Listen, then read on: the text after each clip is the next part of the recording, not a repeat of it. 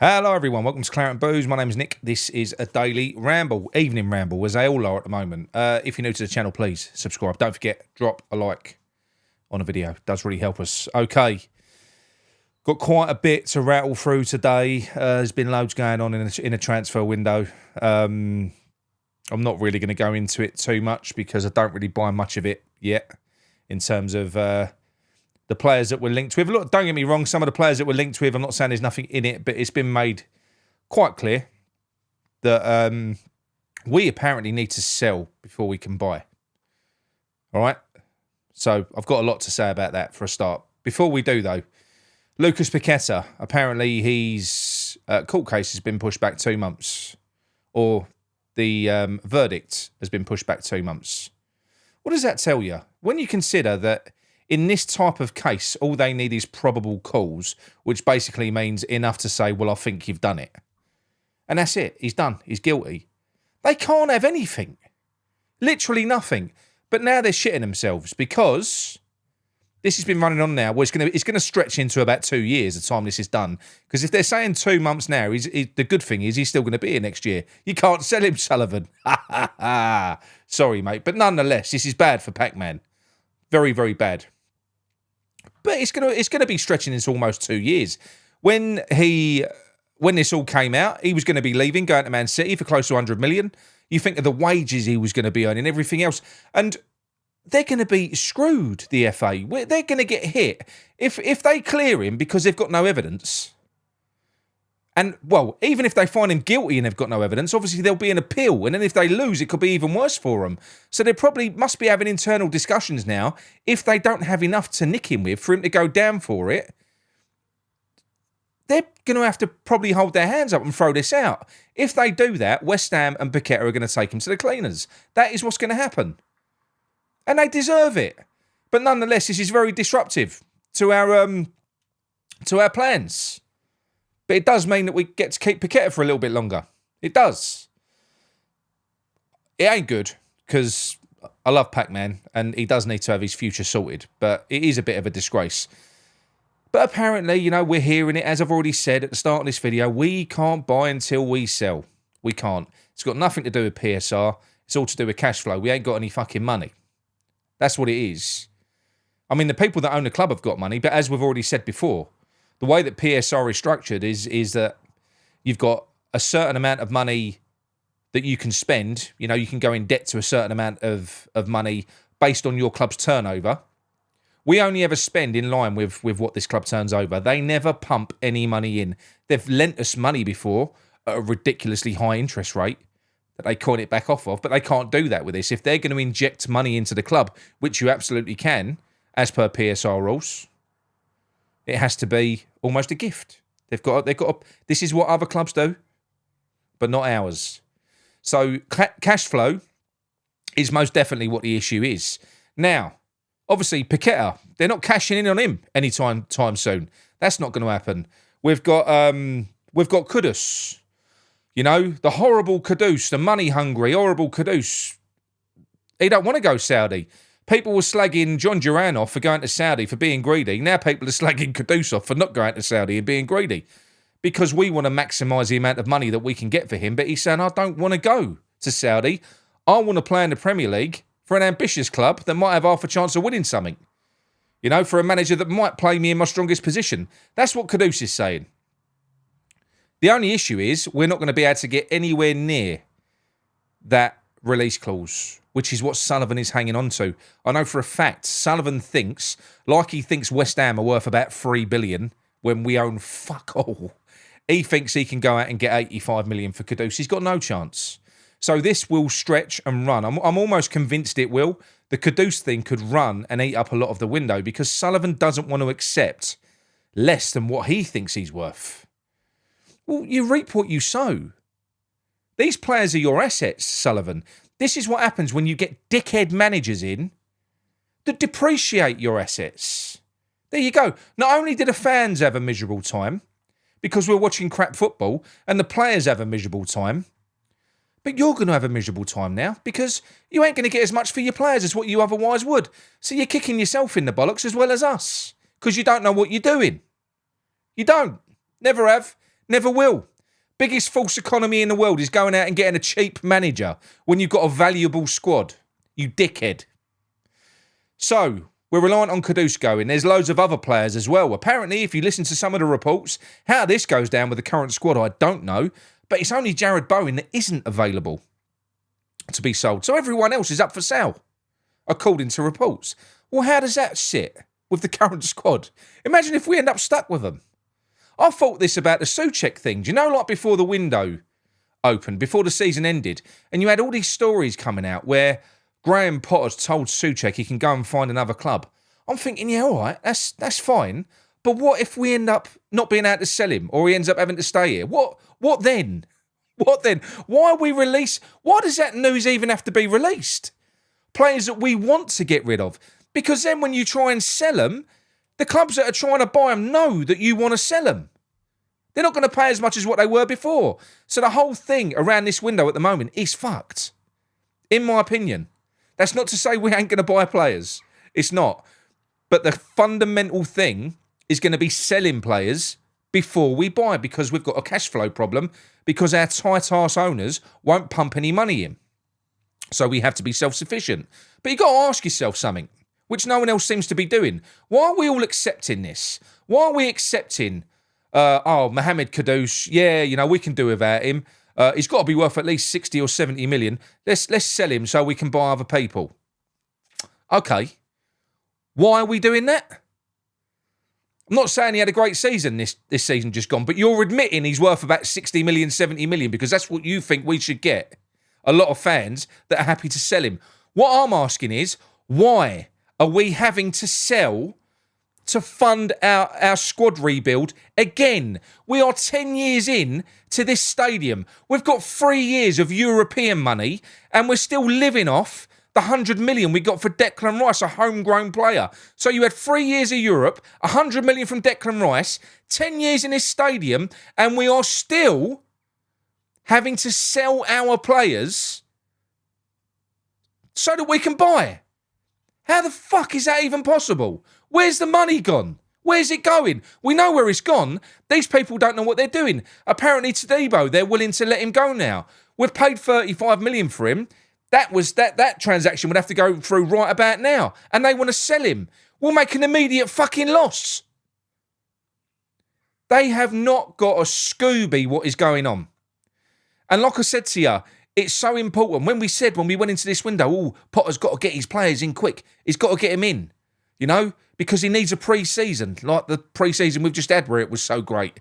He needs a pre-season so that he can bed players in, and then we're good to go. We'll be all firing with all these new amazing players he's buying. He ain't going to get him in until right at the end, because Sullivan's going to dick around trying to basically wipe out this squad, sell him for as much as he can, and he'll get desperate. If he can only get 45, 50 million for Kudus, he'll want to make that 30 million up elsewhere. We'll start selling more players, because he's got it in his head now that we're having a fire sale. There's loads of money coming in. There is. And I think another part of the reason why Sullivan isn't going to be declaring how much money he's got is because you could say it's good business acumen, but it's not, because you shouldn't even have a manager here that you don't really trust anyway. But I don't think he does trust Potter, because he'd have to be a real fucking idiot to completely trust him based on what we've seen. So I do think a section of money, a chunk of money, will be held back for January. I do think that will be the case. I think he'll be holding back a pot of money for January, just like he did at the tail end of Pellegrini, so that when Moyes came in January, he had money to spend. Because there is a massive chance that this could go bandy. The whole thing is bizarre. It's a mess. We've got Sullivan, who is our acting director of football, on a fucking yacht somewhere. The transfer window's open. You've got Chicken Chow Ming Kelleher, the good goalkeeper that all the West Ham fans wanted. It's gone to Brentford for 12 million. We weren't even in the conversation. We weren't there. What's going on? We're going to go and get the relegator, Ramsdale. Is that what we're going to do?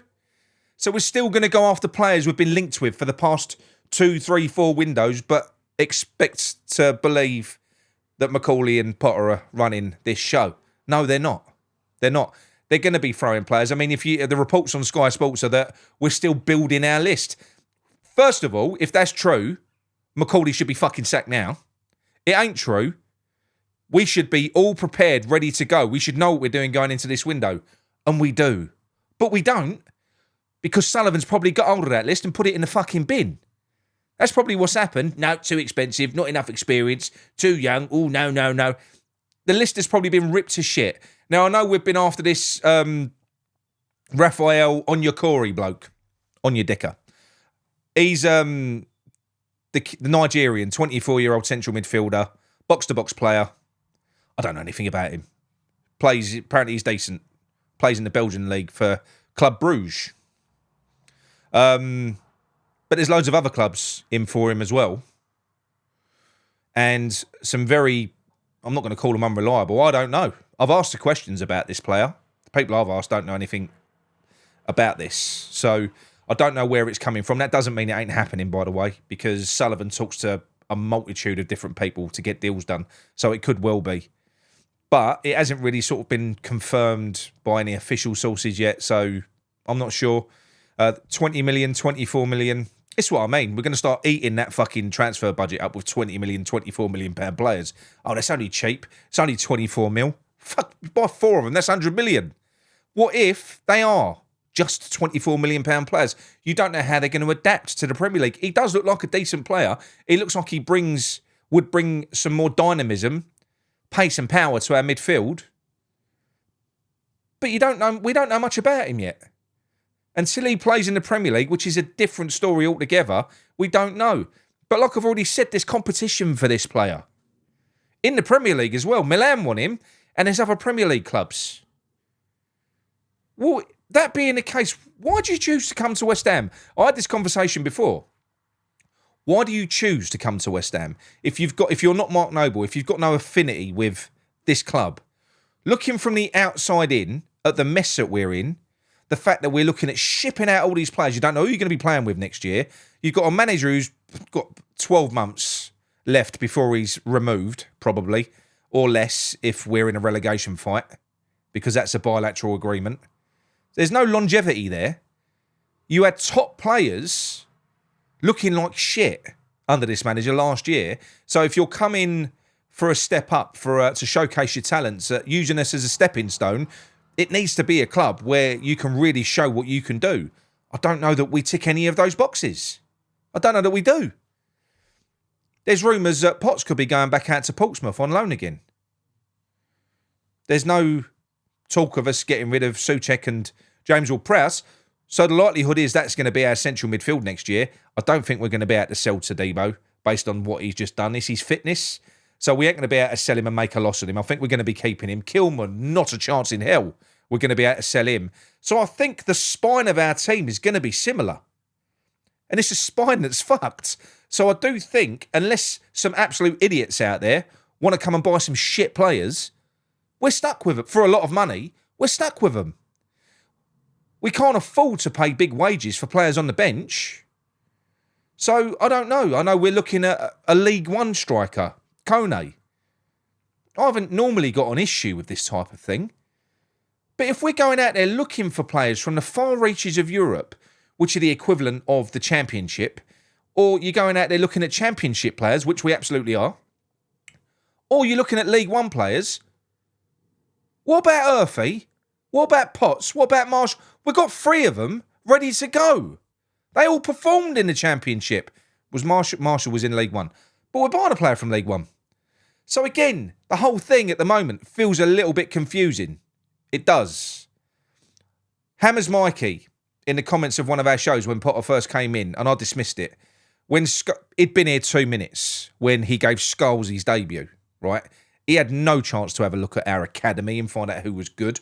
So when you look back at that, he spoke about the Academy of Football. We had to win us over because people weren't overly enamoured. Not everyone was overly enamoured when he joined. Hammers Mikey said that was a PR stunt. That he's basically gone, who's the best kid that will do a job for us, left back. Scholes will do, yeah, go and throw him in. Scholes came in, played fucking brilliant. He was amazing, really, really good. Look at him now. He's a shadow of the player that he was. Now, I know you might say, oh yeah, well in that game, You had Cresswell inside him, which shows how shit Gilman is. You had Cresswell inside him, and you had Paqueta in that game that was looking after him. But they was bringing him into the game. We looked good. We looked snappy. We looked good. He had a good game against Arsenal as well. You know. In fact, he was when I think they've got Skelly, haven't they? He looked far better than Skelly in that game. In isolation. So no, it's very. I don't know. I don't know what the best thing for our talent is. I'm talking about Potts. I'm talking about Urfi. Because there's still so much disruption, in my opinion, and there's going to be next year, do you want to bring the kids into this? Because people are starting to doubt Scholes now. The same will happen with Potts and Urfi. If senior pros are looking shit, what do you want kids to do?